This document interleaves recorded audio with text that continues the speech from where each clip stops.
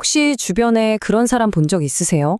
정말 크게 실패해서 저 사람은 이제 끝났다 싶었는데 어느 날 보니까 완전히 다른 사람이 돼서 나타나는 경우요. 오늘 이야기의 주인공이 바로 그런 사람입니다. 역사상 가장 유명한 실패자 중 한 명이 어떻게 가장 위대한 증인이 될 수 있었는지, 그 놀라운 반전의 중심에 서 있는 한 남자의 이야기 지금부터 시작합니다.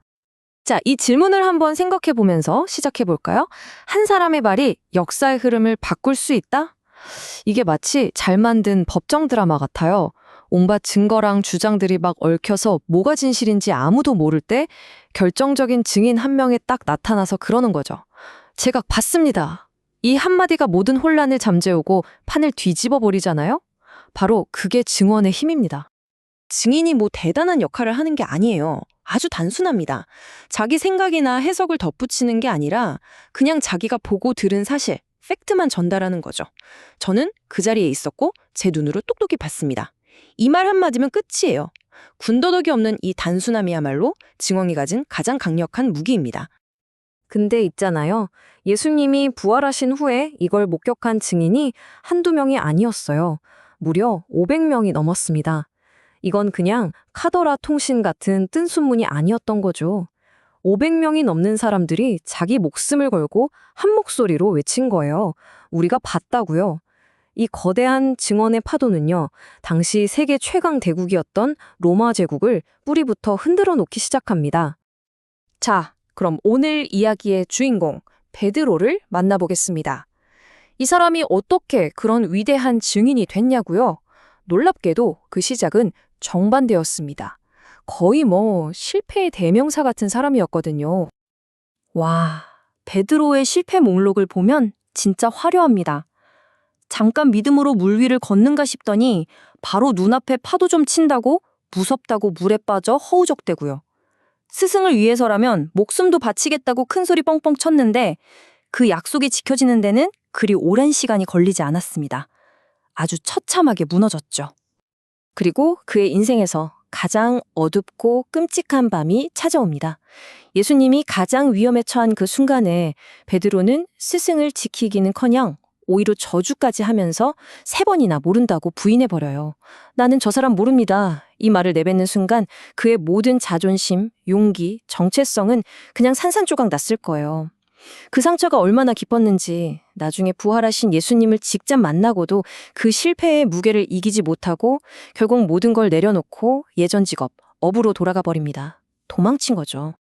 자, 그런데 여기서부터가 진짜 이야기의 시작입니다.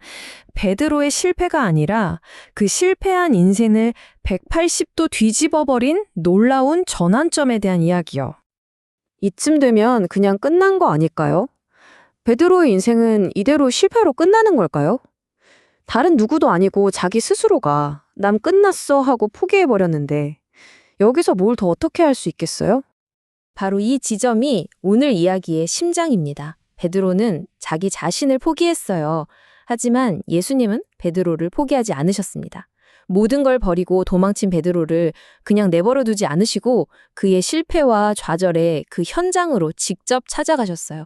이게 바로 포기하지 않는 사랑의 본질입니다. 그리고 이건 우리 모두에게 던지는 가장 큰 희망의 메시지이기도 해요. 우리가 아무리 깊은 실패의 구렁텅이에 빠져서 이제 끝이야 라고 생각할 때조차도 예수님은 반드시 우리를 찾아오신다는 거죠. 아니 그럼 도대체 어떻게 이랬던 실패자가 영웅이 될 수 있었을까요? 그 비결이 뭘까요? 중요한 건 베드로 자신의 의지나 노력이 아니었다는 겁니다. 완전히 외부에서 온 2가지 강력한 힘 때문이었어요. 첫째, 자신의 모든 배신과 비겁함을 다 덮어주고 용서해 주신 부활한 예수님과의 만남. 그리고 둘째, 그에게 부어진 성령의 압도적인 능력. 이 2가지가 만나니까 실패자 베드로의 안에서부터 말 그대로 거대한 혁명이 일어난 겁니다. 자, 그럼 이제 완전히 다른 사람이 된 베드로가 사람들 앞에서 처음으로 담대하게 입을 여는 그 역사적인 현장으로 한번 가보시죠.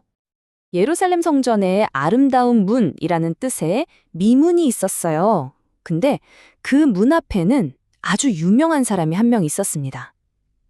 태어날 때부터 단 한 번도 걸어본 적이 없는 남자였죠.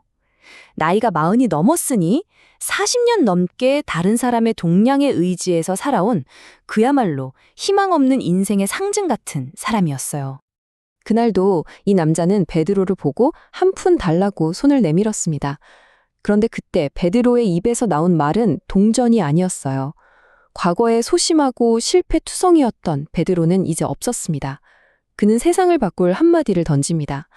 은과 금은 내게 없지만 내게 있는 것을 당신에게 줍니다.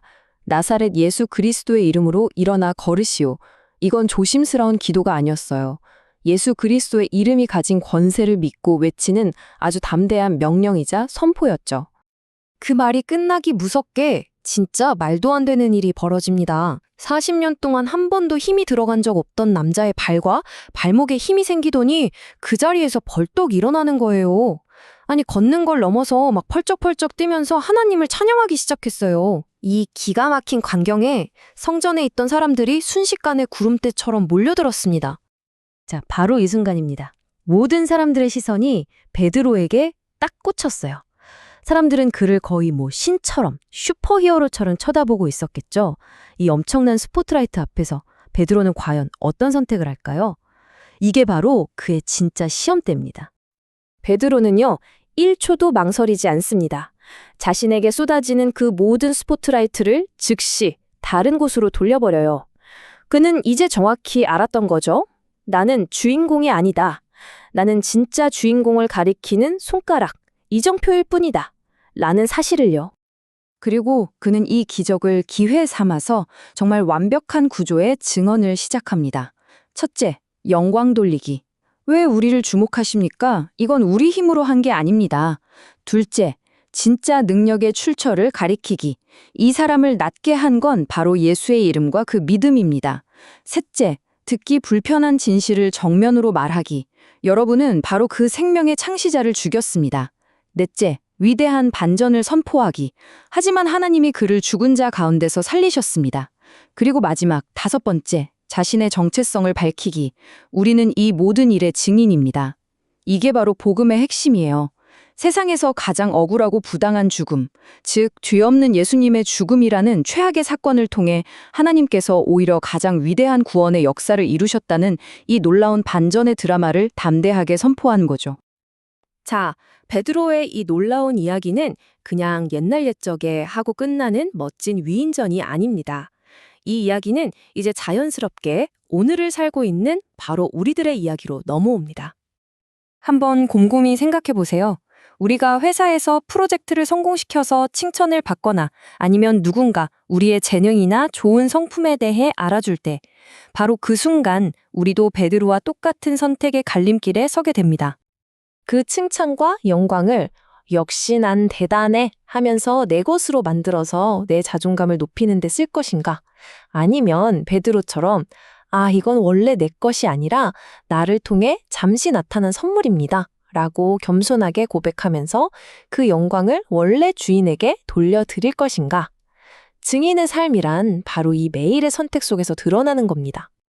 물론 오늘날 우리의 증언은 베드로처럼 사람들 앞에서 기적을 일으키는 방식이 아닐 수도 있어요. 하지만 우리의 증언은 삶의 아주 작은 순간들 속에 스며들어 있습니다. 아무도 안 볼 때 지키는 정직함, 누가 알아주지 않아도 베푸는 작은 친절과 사랑, 내가 잘나서가 아니라 모든 게 은혜라고 고백하는 겸손한 감사의 마음. 바로 이런 작은 삶의 조각들이 모여서 주변 사람들이 저 사람은 도대체 뭐가 다르지? 라고 궁금하게 만드는 세상 그 어떤 말보다 강력한 증언이 되는 거죠. 그러니까 핵심은 이거예요. 우리 모두는 좋든 싫든 의식하든 못하든 매일의 삶을 통해 무언가를 끊임없이 증언하며 살고 있다는 겁니다. 내 삶 자체가 내가 진짜로 믿고 소중히 여기는 게 무엇인지를 보여주는 움직이는 증거인 셈이죠.